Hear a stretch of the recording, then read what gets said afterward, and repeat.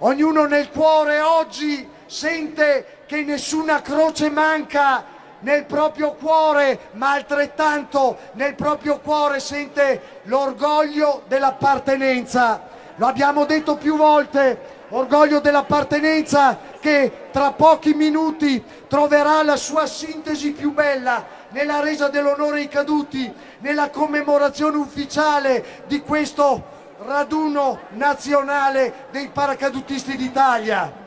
Non allontaniamoci, le nostre sezioni hanno già preso la loro posizione all'interno del quadrato di questa storica piazza che nel 1938 si ornava di questi magnifici 4 pennoni che indicano le sorti del nostro mondo, il bandierone della città di Vittorio Veneto, la nostra bandiera tricolore e il nostro leone che ci distingue e ci rappresenta.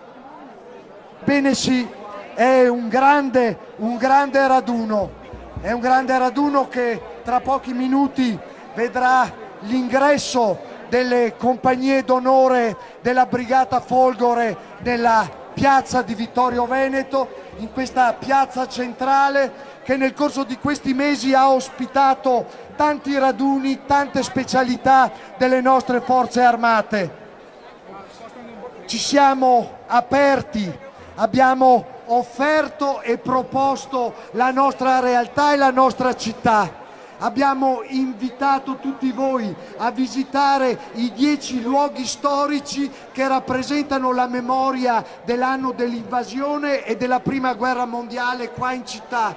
Il Museo della Battaglia, imperdibile, gli spettacoli teatrali, i concerti fatti da bande e fanfare, i concerti di musica popolare e di musica classica, le serate con i cori, i motivi di incontro, gli allestimenti fatti dai nostri commercianti e dai nostri operatori economici. C'è tanto orgoglio in questo penultimo raduno che conclude un ciclo operativo davvero unico e singolare. Ci aspetta il raduno di Asso Arma fra qualche settimana e poi la chiusura delle commemorazioni del centenario.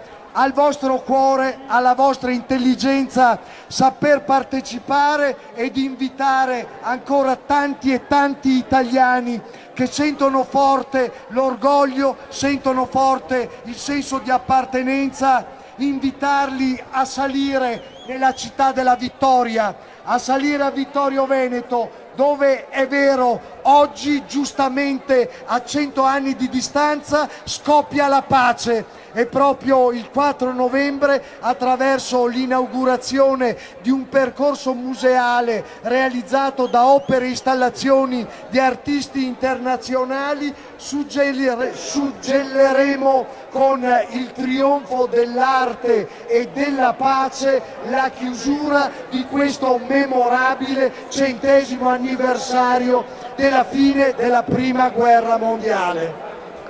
Ancora una volta ad unirvi all'unico grido che si conosce: Parà! Parà! Parà! Evviva la Folgore! Signore e signori, buongiorno. Tra pochi istanti avrà inizio la cerimonia militare.